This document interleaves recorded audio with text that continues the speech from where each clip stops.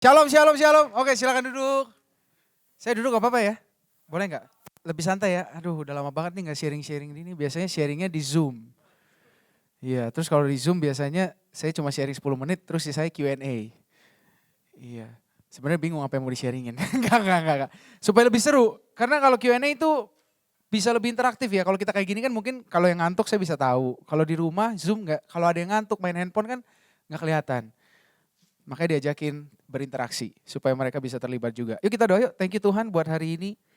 Kami bersyukur tahun baru ini kami bisa ketemu lagi sama-sama di rumah Tuhan. Ya walaupun dari antara kami memang datangnya mungkin ada yang hanya karena ikut orang tua, mungkin ada yang hanya karena kebiasaan. Tapi Tuhan kami rindu supaya kami gak sia-sia datang ke tempat ini. Kami gak mau hanya sekedar memenuhi manas-manasin kursi aja. Kami rindu bisa ketemu sama Tuhan, berbicara sama Tuhan, mendengar suaranya Tuhan.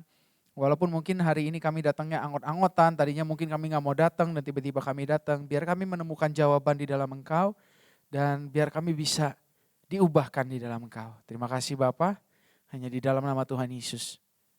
Setiap kita anak-anak Tuhan yang siap dengerin Bapak kita bicara sama-sama kita katakan, amin.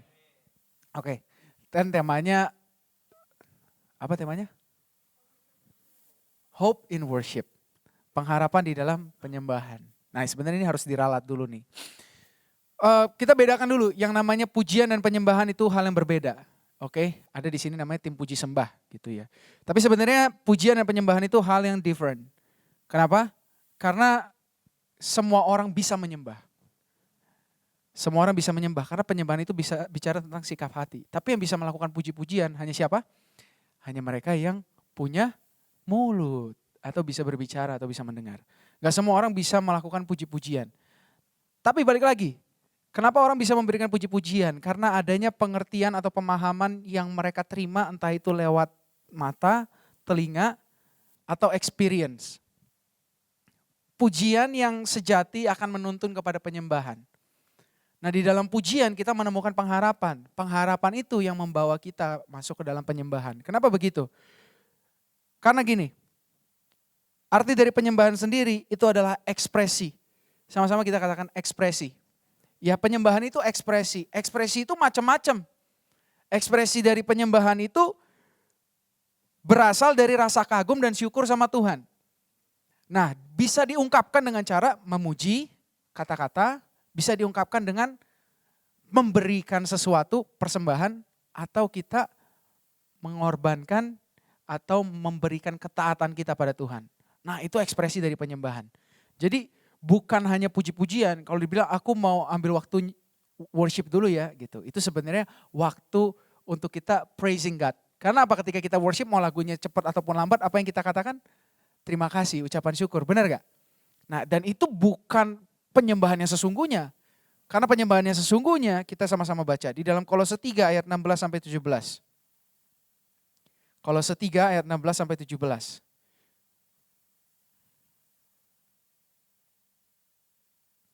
Kolose 3 ayat 16 sampai 17 aku akan bacakan, teman-teman boleh simak. Paulus bilang kayak begini, hendaklah perkataan Kristus diam dengan segala kekayaannya di antara kamu, sehingga kamu dengan segala hikmat mengajar dan menegur seorang akan yang lain, dan sambil menyanyikan mazmur dan puji-pujian dan nyanyian rohani, kamu mengucap syukur kepada Allah di dalam hatimu. Apakah ini penyembahan? Bukan penyembahan yang seutuhnya. Ini puji-pujian. Karena tadi kan dikatakan, nyanyikan puji-pujian, mazmur, mengucap syukur, nyanyian rohani. Tapi penyembahan yang sesungguhnya ada di dalam ayat 17. Dan segala sesuatu, sama-sama katakan, dan segala sesuatu, 1, 2, 3. Dan segala sesuatu yang kamu lakukan dengan perkataan, perbuatan, lakukanlah semuanya itu di dalam nama Tuhan Yesus. Sambil mengucap syukur oleh Dia kepada Allah Bapa kita. Nah jadi penyembahan itu bicara tentang segala sesuatu yang kita lakukan. Bukan cuma nyanyian, bukan cuma angkat tangan, haleluya sampai rumah halelupa. Ya kan, atau haleluya sampai rumah halilintar. Dunia fantasi berubah semuanya. Tapi penyembahannya sesungguhnya itu bicara tentang segala sesuatu yang kita lakukan. Di dalam nama Tuhan Yesus. Bukan dikit-dikit, kan ada ya dulu ya mungkin. Aku dulu pernah dapat pengajaran ini. Kita mau ngapa-ngapain dalam nama Yesus dulu. Mama aku juga sampai sekarang masih suka kayak gitu. Kamu mau kemana-mana dalam nama Yesus dulu. Loh, nama Yesus udah kayak mantra. Bukan kayak gitu. Ntar mau minum dikit darah Yesus gitu kan. dari Yesus gitu kan. Kaget dikit, dari Yesus. Ya itu bukan, itu salah. Tapi kebenarannya gini, lakukanlah apapun yang kita perkatakan ataupun yang kita lakukan, lakukanlah semuanya itu di dalam nama Tuhan Yesus. Artinya untuk kemuliaan Yesus. Amin. Jadi penyembahan itu kita mengekspresikan rasa syukur kita mengekspresikan ucapan syukur kita kepada Tuhan di dalam segala sesuatu yang kita lakukan, termasuk perkataan kita yang memuliakan Tuhan. Amin. Amin. Ya, jadi kita sama-sama kita punya pola pikir yang baru dulu nih. Bahwa penyembahan itu bukan cuma sekedar kita angkat tangan, terus kita nyanyi pujian yang mellow gitu kan. Kalau pujian yang cepat katanya praise. Ya, enggak, tapi penyembahan itu bicara tentang segala sesuatu yang kita lakukan di dalam ucapan syukur dengan hati yang terarah pada Yesus untuk memuliakan Dia. Nah, jadi untuk kita bisa masuk di dalam penyembahan yang sejati, pertama kita harus menyadari pengharapan kita ada di dalam siapa. Gitu. Karena kepada siapa kita berharap, kepada orang tersebut kita akan memberikan hidup kita. Benar gak?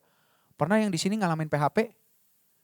Ya, ini kan zaman-zaman I know gitu loh. Zaman-zamannya lagi PDKT, tertarik sama lawan jenis. It's okay, normal gitu. Kalau tertarik sama sesama jenis itu yang gak normal. Ya walaupun mungkin dari antara kalian ada yang tertarik sama sesama jenis. I love you guys, tetap Tuhan sayang sama kalian, but it's not right. Jadi harus kembali kepada rootsnya, menyadari hal itu, bertobat pelan-pelan ya. Tapi itu bukan hal yang tepat. Tapi balik lagi, intermezzo sedikit tadi.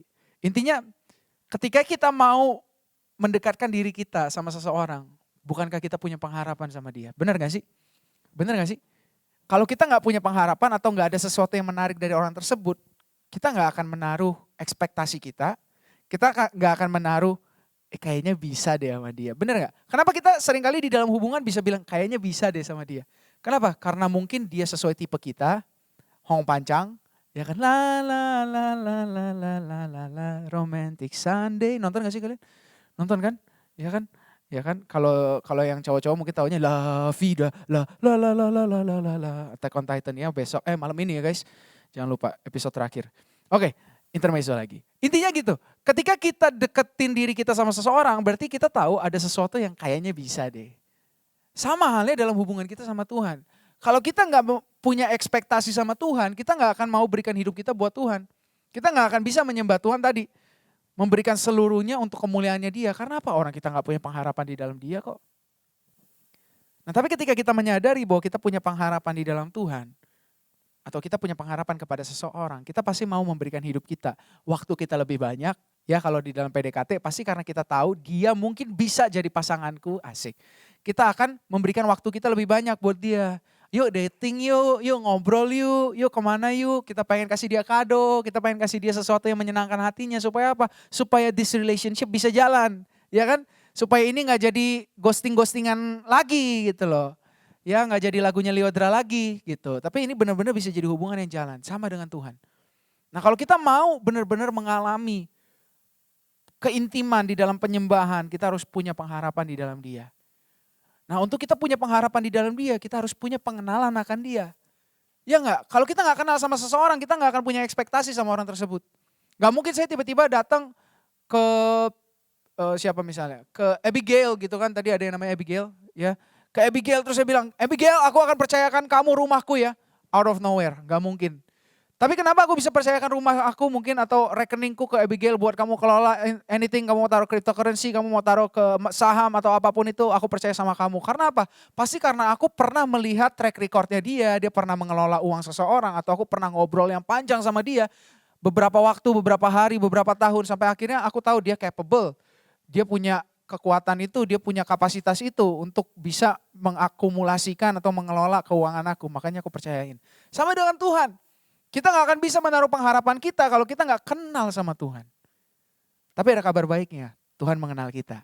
Wow, kasih tepuk tangan dong buat Tuhan. Kita gak kenal Tuhan, benar gak? Ada yang di sini sudah mengenal Tuhan secara sepenuhnya? Saya pribadi, saya belum kenal Tuhan secara sepenuhnya. Saya masih terus berjalan mengenal Tuhan. Karena Tuhan itu terlalu ajaib, gak bisa yang dibilang mengenal Tuhan cuma di hari Minggu. Gak bisa guys. Kamu udah kenal Tuhan belum? Udah seminggu sekali aku ke ibadah, ke XYZ, asik. Apa tadi itunya?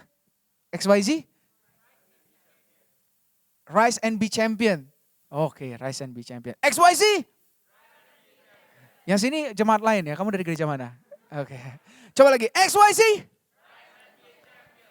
Oke. Jadi ketika kita mengalami pengenalan di dalam Tuhan, pengharapan akan muncul. Pengharapan akan menuntun pada penyembahan. Nah, jadi penyembahan itu adalah akibat. Sama-sama katakan akibat. Akibat. Kita bukan mengejar penyembahan, no. Salah kalau orang bilang, ayo worship, ayo worship. Mereka gak akan bisa worship. Yang ada nanti ayat firman Tuhan yang Yesus bilang, kamu menyembah aku dengan mulutmu tapi hatimu jauh. Karena apa? Karena penyembahan itu akibat. Itu konsekuensi. Tahu konsekuensi? Konsekuensi itu adalah hal yang terjadi karena ada sesuatu yang dilakukan sebelumnya. Apa yang harus dilakukan sebelumnya? Pengenalan akan Tuhan. Sama-sama katakan pengenalan akan Tuhan. Wah ini kok tiba-tiba lari banget dari Norsaku, aku gak tahu. Tapi tiba-tiba Tuhan ingetin hal ini. Tapi untuk kita mengenal seseorang, kita harus tahu dulu bahwa dia lebih dahulu mengenal kita. Tuhan kita itu bukan Tuhan yang dikasih sogokan baru dia sayang sama kita. Kalau mungkin teman-teman di antara teman-teman punya hubungan yang seperti itu, toxic relationship di dalam keluargamu mungkin, ya toxic relationship di mana-mana. Mungkin papamu, mamamu mungkin gak mencintai kamu dengan sepenuhnya, mungkin ada tuntutan-tuntutan, kamu harus gini dulu, kamu baru dapat ini, kamu harus gini dulu, baru kamu anak papa, kamu harus gini dulu, baru kamu anak mama. Tapi aku mau kasih tahu, our God is different. Kasihnya Tuhan beda. Sebelum kita mengerjakan soalnya, Tuhan udah kasih kita A+ duluan. Dan dia bilang, aku sayang sama kamu, kamu anak aku, dan aku papamu. Karena apa? Karena kamu berharga dan kamu mulia di mataku. Nah ketika kita menyadari betapa Tuhan mencintai kita, betapa Tuhan sayang sama kita, bukankah kita akan tertarik mengenal dia? Amin. Aku lahir sebagai anak pendeta, seumur hidupku jadi orang Kristen, ya dari brojol aja pas lahir langsung jadi Kristen gitu loh. Tulisannya ada agama Kristen gitu kan, di bayi-bayi itu kan biasanya ada tulisannya Yesua Abraham, agama mengikuti orang tua Kristen. Ya jadi udah dari kecil terima Yesus. Tapi aku gak mengalami kehidupan yang betul-betul di dalam Tuhan. Yang namanya hope in worship segala macam aku gak ngalamin itu. Karena apa? Karena kehidupan kekristenan aku cuma agamawi. Agamawi itu gini, memenuhi task atau tugas-tugas keagamaan. Centang-centangnya nih. Tiap minggu ke centang. Ambil pelayanan di ibadah, centang. Ikut komsel, centang. Doa, baca Alkitab, centang. That's it. Itu jadi seperti sebuah keharusan, bukan kerinduan, menjadi sebuah agama, bukan hubungan. Jadi akhirnya apa? Akhirnya di gereja, ya tadi haleluya, di luar halelupa. Ya kan? Di gereja kudus-kudus, di luar kudisan. Hidupnya najis, hidupnya nyakitin hati Tuhan terus gitu. Tapi Tuhan sayang gak? Tuhan tetap sayang. Karena apa? Karena dia adalah kasih. Tapi dia disiplin. Konsekuensi tetap ada. Ada beberapa nanya sama aku ya, intermezzo sedikit. Ada beberapa yang nanya sama aku, Kak, untuk mengatasi hypergrace gimana Kak? Gitu kan. Ya kan, gimana nih? Katanya Tuhan sayang sama kita. Tapi masa iya kita berdosa terus Tuhan sayang? Ya emang benar Tuhan sayang. Ya emang benar, kamu berdosa aja terus Tuhan sayang gak? Tuhan tetap sayang. Orang Tuhan ngajarin kok kasihilah musuhmu, berarti apa? Bagi kita yang adalah musuhnya Tuhan, Tuhan tetap mengasihi kita. Tapi konsekuensi tetap ada. Kenapa tetap ada? Aku suka dengan perumpamaan ini. Kasih karunia itu seperti betadin. Ada yang di sini karena punya betadin, gue punya betadin bro, ayo kita terjun dari lantai 12. Ada yang kayak gitu, gue punya betadin bro, gak usah pakai helm, tenang ada betadin. Ya kan, gue punya betadin bro, gak usah tutup pintu mobil, gue bisa gini-gini tangan gue, tenang berdarah ada betadin. Ada yang kayak gitu? Ada yang kayak gitu? Ada? Kalau ada yang kayak gitu itu udah bahaya itu. Mungkin kamu depresi atau kamu butuh psikolog, kamu perlu ngobrol sama orang lain, ada suicidal mentality berarti kan, berbahaya. Gak ada ya yang punya betadin, antiseptan. Gak mungkin karena kalian punya itu, kalian jadi bikin dari diri kalian terluka. Tujuannya apa? Supaya ketika kita terluka, kita punya betadin itu untuk mengobati. Tapi bukan berarti karena punya betadin, kita jadi seenak-enaknya hidup gitu kan. Jatuh aja sana sini, kan sakit. Sakit gak kalau jatuh? Sakit. Ya, kalau lihat di TV juga gak ada iklannya betadin yang kayak begitu. Ya kan, aku punya betadin loh, yuk kita jatuh bareng-bareng. Ada? Nggak ada guys. So jangan pandang kasih karunia Tuhan seperti itu. Memang kasih karunia Tuhan bisa mengobati, bisa memulihkan kita. Tapi lukanya, konsekuensinya, itu kita yang tanggung. Halo? Ya, itu harus kita yang tanggung. Tapi Tuhan tetap sayang, Tuhan tetap menyertai. Cuma untuk kita get back, pulih. Semakin lama orang yang terjerat pada sesuatu yang merugikan dia, contoh narkoba, semakin susah dia lepas. Kalau dia semakin cepat, hanya mungkin cuma jaraknya 2-3 hari nyoba doang. Kemungkinan dia untuk pulih juga lebih cepat. Karena apa? Karena itu konsekuensi. Nah, hidupku seperti itu. Bukan nggak menganggap kasih karunia Tuhan. Memandang kasih karunia Tuhan itu murahan. Sampai akhirnya aku capek sendiri. Dan apa yang membuat aku sadar? Dan akhirnya bisa pulih, masuk ke dalam kekristenan yang sesungguhnya, di dalam hubungan yang sesungguhnya. Yaitu karena aku mendengar satu kalimat ini dari papaku. Jadi waktu itu aku berpikir dengan pikiranku sendiri, kenapa Tuhan bisa sayang sama manusia, aku gak ketemu jawabannya. Tuhan yang bisa melakukan segala sesuatu, Dia yang maha kuasa, Dia bisa hancurin bumi, bikin lagi yang baru. Kenapa Dia malah milih jadi manusia? Aduh, jadi bayi lagi, ya kan? Lahir di kandang lagi. Udahannya mati di kayu salib, tujuannya apa? Supaya umat manusia bisa berbaik hati, bisa berbalik kembali sama Tuhan. Tapi apa yang terjadi 2000 tahun kemudian? Tetap aja manusia egois, di dalam gereja gontok sana gontok sini bahkan. Ya kan? Orang saling membunuh, kita menganggap diri kita lebih penting daripada yang lain, egois, cari Tuhan ada maunya doang, kalau lagi gak ada maunya lupain Tuhan, tapi Tuhan tetap mati. Nah, aku gak masuk di nalar manusia. Ya kalau aku jadi Tuhan kayak, kan Dia maha tahu juga, Dia tahu 2000 tahun ke depan akan terjadi apa, akan ada berapa juta orang, miliar orang yang hidupnya berantakan, nyakitin Dia, termasuk Yesua. Gitu kan. Tapi kenapa Dia mau mati? Aku gak ketemu jawabannya. Sepanjang aku hidup jadi orang Kristen itu, aku umur 18 tahun waktu itu, aku gak ketemu jawabannya. Dan waktu aku telepon dengan papaku cuma bilang satu kalimat. Tujuannya atau alasannya adalah karena kamu berharga. Wah, di situ aku nangis. Itu aku bukan lagi ikutan KKR loh. Bukan lagi ada di mimbar gereja atau lagi dengar lagu rohani. Itu aku lagi baru balik sekolah di ruang tamu lagi teleponan. Bukan pakai WhatsApp lagi teleponannya, pakai pulsa. Tahu dong sinyalnya agak jelek. Tapi di situ aku dijamah Tuhan, aku nangis kayak anak kecil. Di situ hidup aku berubah. Aku langsung bilang kayak gini, Tuhan aku pengen kenal Tuhan. Kenapa Tuhan bisa mandang aku berharga? Aku pengen pribadi yang pandang aku mulia, padahal aku selama itu masih nonton pornografi terus. Aku masih kurang ajar sama orang tua terus. Aku masih punya kecurigaan-kecurigaan sama Tuhan. Aku masih memandang Tuhan jahat, tapi kenapa Tuhan bisa pandang aku baik dan berharga? Di situ hidup aku berubah. Dan ini yang seharusnya menjadi trigger kita untuk mengenal Tuhan. Yaitu apa? Karena Dia yang lebih dahulu mengasihi kita. Amin. Amin. Ini dasar kekristenan kita. Yaitu Dia mengasihi kita. Buktinya Dia mengasihi kita apa, Kak? Keluargaku berantakan. Aku harus bantuin papa mamaku, yang lain hidupnya enak. Banyak orang hidupnya sembarangan, gak ke gereja. Mereka diberkati kelihatannya. Penghasilan mereka oke. Keluarga mereka gak apa-apa, aku broken home segala macam. Mana katanya Tuhan sayang? Tolak ukur Tuhan sayang sama kita bukan dari apa yang kita alami di dunia. Tolak ukurnya adalah apa yang Dia alami selama Dia ada di dunia. Tahu apa yang Tuhan alami selama Dia ada di dunia? Buktinya Dia sayang sama kita. Dia mati, Dia disiksa, Dia diludahi, Dia ditonjok, Dia dikhianati, Dia dicobai. Itu tolak ukurnya. Dia sayang sama kita. Kasih kemuliaan dong buat Tuhan. So, hari ini jangan lagi mengukur cintanya Tuhan dari apa yang kita alami. Tapi ukur cintanya Tuhan dari apa yang Dia alami. Apa yang Dia alami? Berapa kali kita nyakitin Dia? Berapa kali kita bilang, Tuhan aku mau bertobat. Ujung-ujungnya balik lagi. Tapi apa? Dia tetap sayang. Dia tetap setia. Karena sekalipun kita gak setia, Dia tetap setia. Dan hari ini aku akan tutup dengan satu kalimat ini. Dengan satu ayat ini.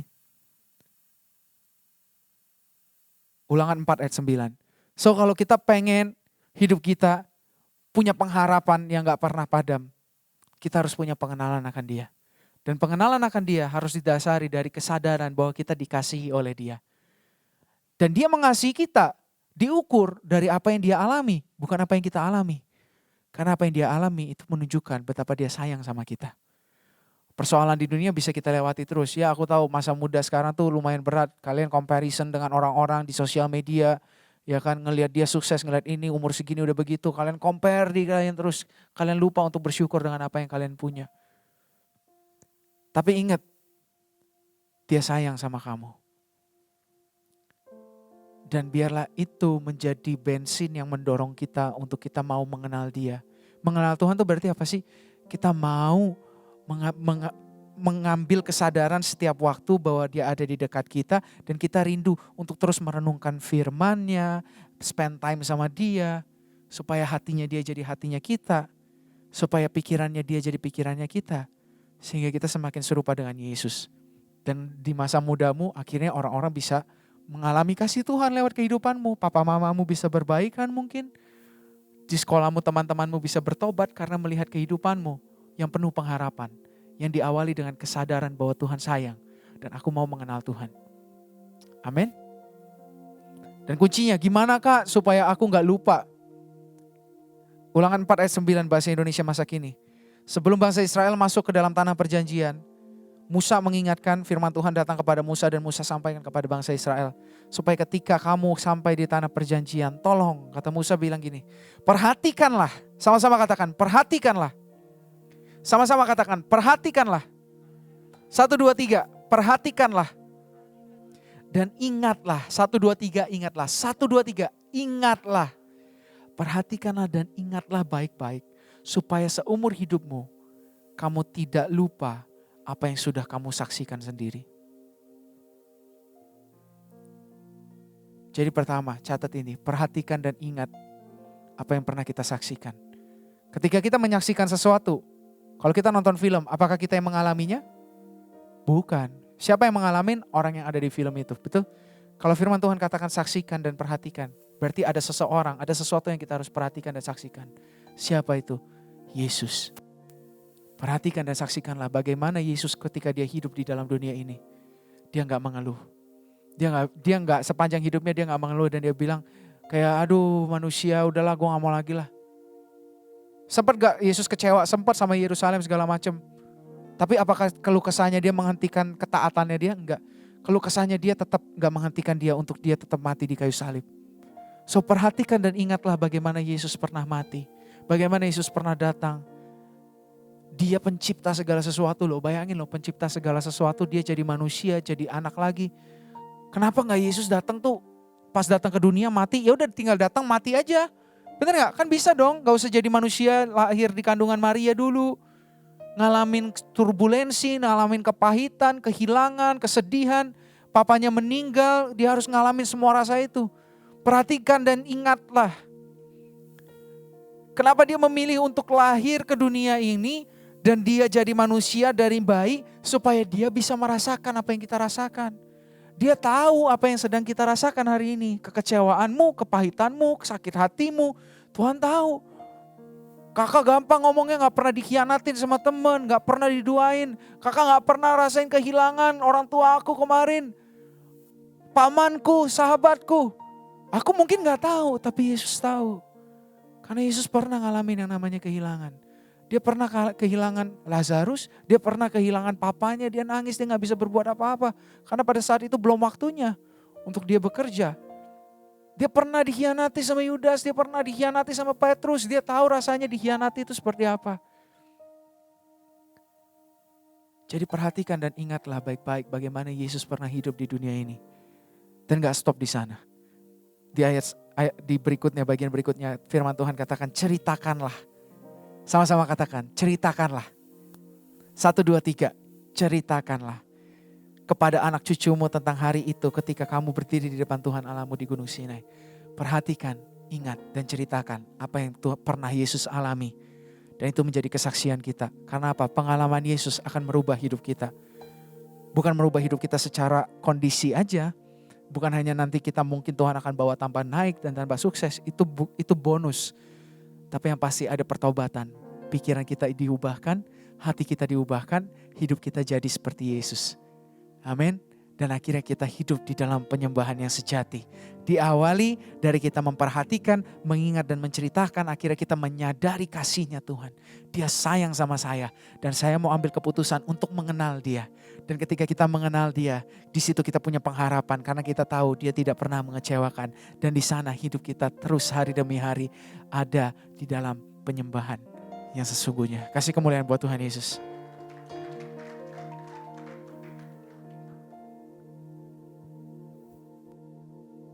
Semua ambil waktu sejenak di dalam hadirat Tuhan.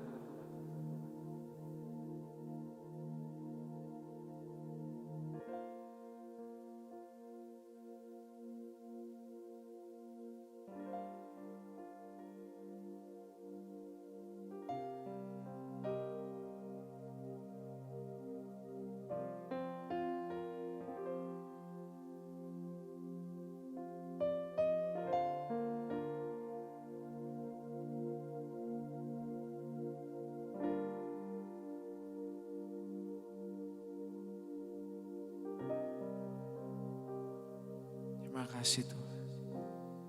Thank you Jesus. Aku boleh minta mic-nya dinaikin lagi? Thank you Lord. Di tangan-Mu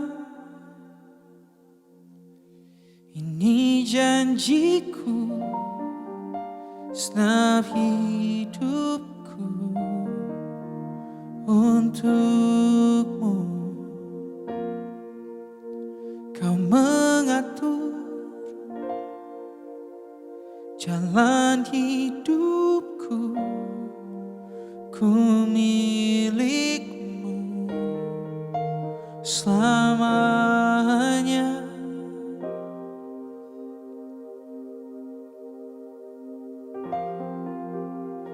Yesus, aku percaya. Yesus, aku milik-Mu. Ku hidup karena-Mu dan hanya untuk-Mu. Katakan Yesus. Oh Yesus, aku percaya. Oh Yesus, aku milik-Mu.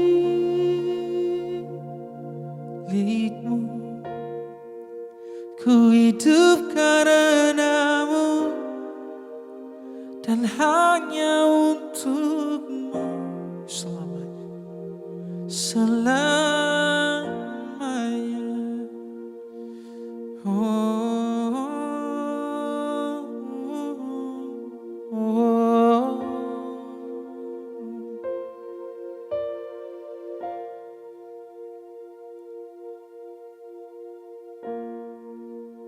Setiap waktu Kau bersamaku, lewat suka dan duka, dan ku hidup dalam janji-Mu. Kau sahabatku selamanya. Kau sahabatku. Oh Yesus, aku percaya.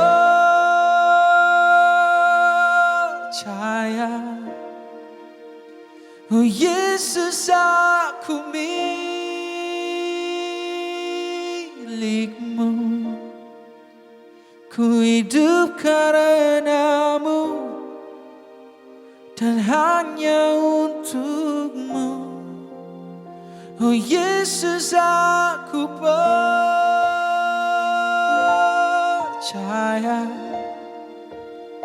Oh Yesus, aku milik-Mu. Ku hidup karena-Mu dan hanya untuk Yesus. Oh Yesus, aku percaya.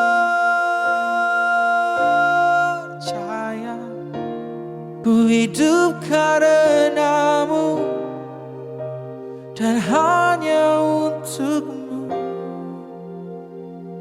selamanya.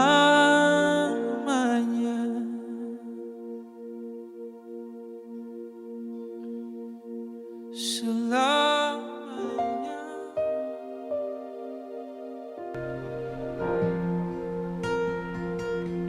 Kau milikku.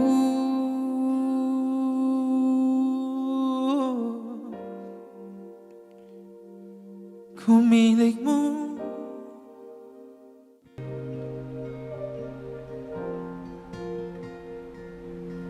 Kasih-Mu tak terduga, kasih-Mu sungguh indah, kasih-Mu, kasih-Mu. Kau pandang ku berharga, Kau pandang ku mulia, ku bersyukur kepadamu. Kasih-Mu tak terduga, kasih-Mu sungguh indah, ku bersyukur kepadamu. Kau pandang ku berharga, Kau pandang ku mulia di mata-Mu.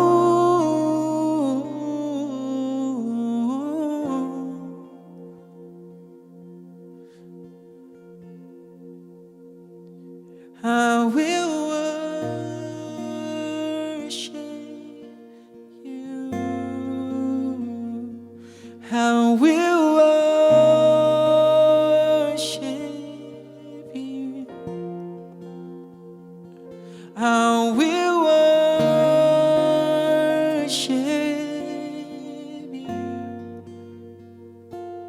I will worship you. I will worship you. I will worship you. I will worship you, Lord. I will worship.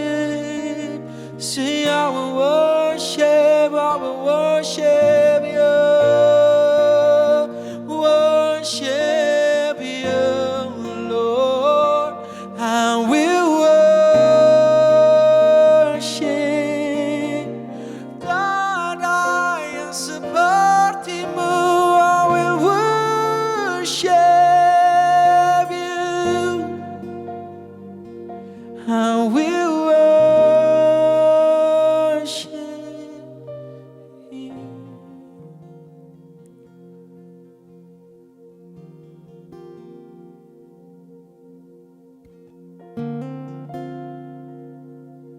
Ambil waktu sejenak diam dalam hadirat Tuhan.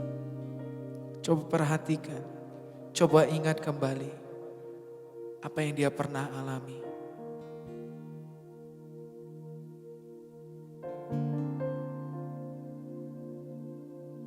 Coba perhatikan dan ingat kembali kasih-Nya.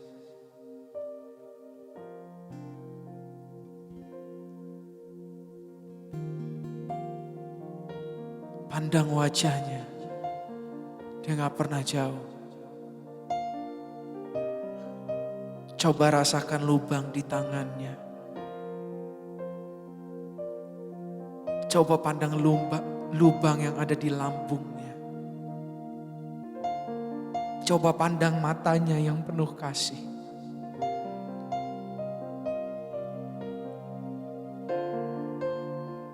Bukankah itu lebih dari cukup?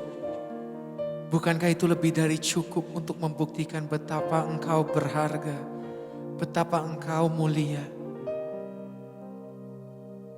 Coba pandang kasih-Nya. Tapi orang tuaku gini Kak, tapi hidupku begini Kak, tapi aku begini Kak, tapi aku begitu Kak. Coba pandang pribadinya.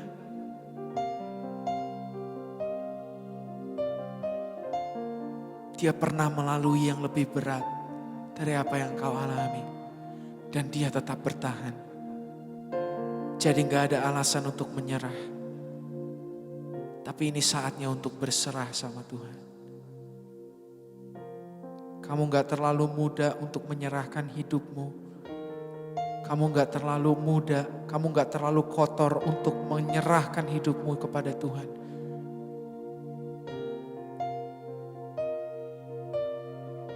Tuhan gak mencari kesempurnaan, Tuhan cari kerelaan hati. Karena di sana Tuhan yang akan menyempurnakan.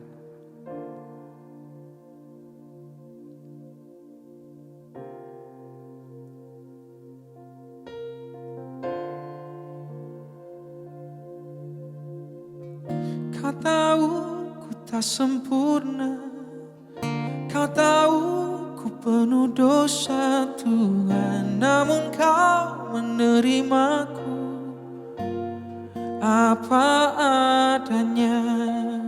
Kau tahu ku tak sempurna, kau tahu ku penuh dosa Tuhan, namun kau menerimaku apa adanya.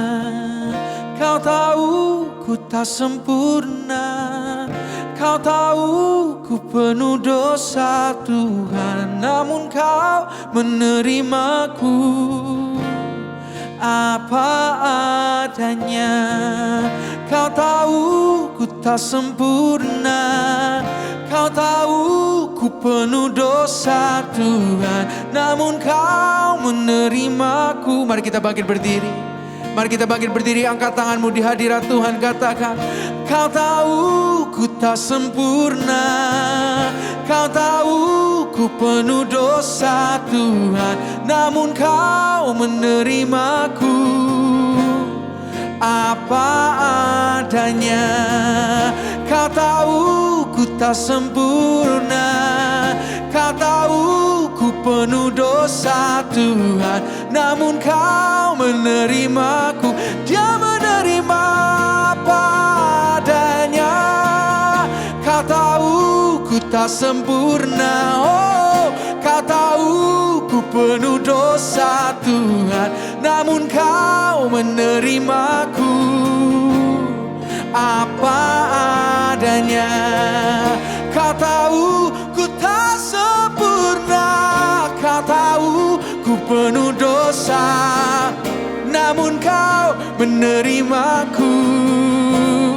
Sekali lagi katakan, kau tahu ku tak sempurna, kau tahu ku penuh dosa, namun kau menerimaku apa adanya.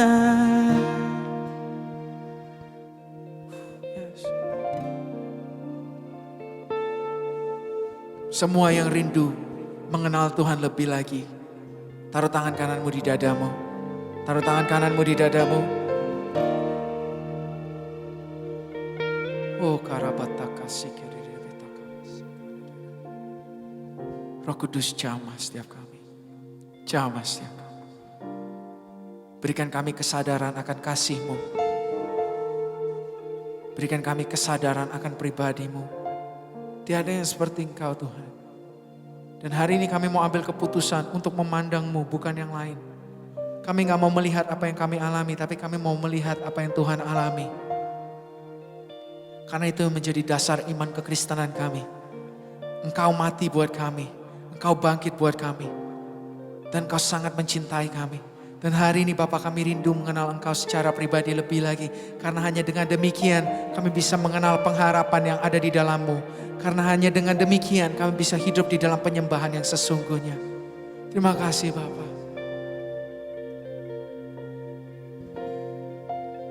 Oh, here I am to worship. Here I am to bow down. Here I am to say that you're my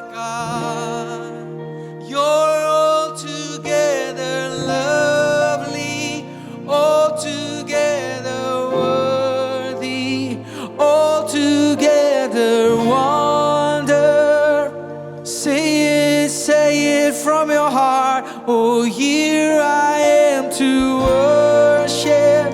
Here I am to bow down. Here I am to say that you're all together. You're all together lovely. All together worthy. All together one. Here I am. Here I am. Here I am to worship. Here I am.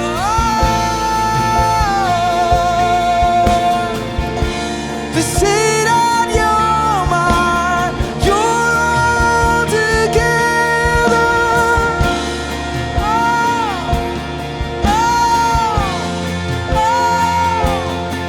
Say it from your heart, say it from your heart. Here I am, here I am, worship. Here I am to bow down. Here I am to say, you're my God. You're all together lovely. All together worthy, yeah. Here I am, here I am, here I am. Here I am to bow down.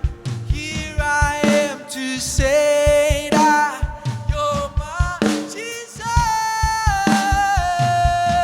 You're all together lovely, all together. One more time, one more time, one more time. Say,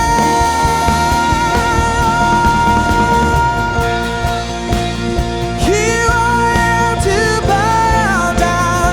Here I am to say that you're my God.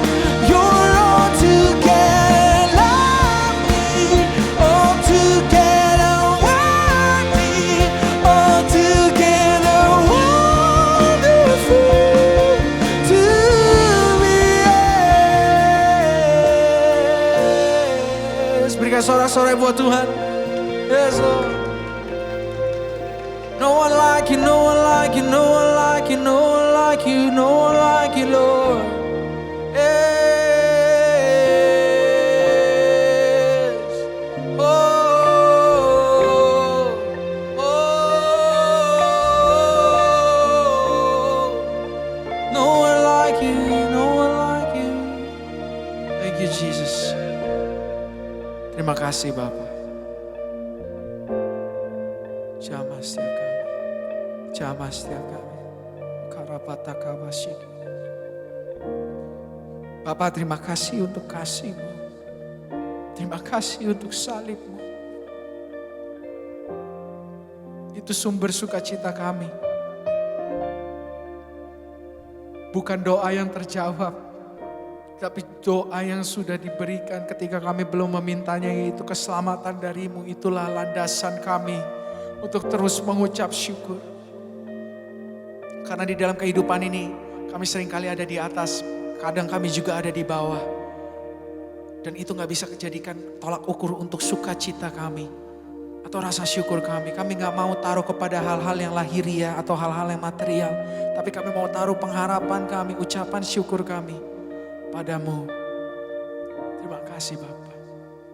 Pak Yesus mungkin sudah selesai berbicara, tapi Yesus percaya Papa akan tetap berbicara kepada setiap anak-anak-Mu yang ada di tempat ini. Pewahyuan demi pewahyuan Kau bukakan Tuhan. Pengetahuan demi pengetahuan, pengenalan yang lebih dalam akan Engkau bukakan. Sehingga setiap kami bertumbuh ke arah Engkau.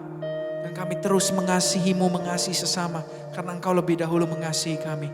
Dan hidup kami tidak pernah kekurangan pengharapan. Karena pengharapan kami ada di dalam pengenalan akan Engkau. Ada di dalam pribadi-Mu. Dan kami akan terus menyembah-Mu. Sampai dunia melihat Engkau nyata di dalam kami. Terima kasih Bapa. Terima kasih.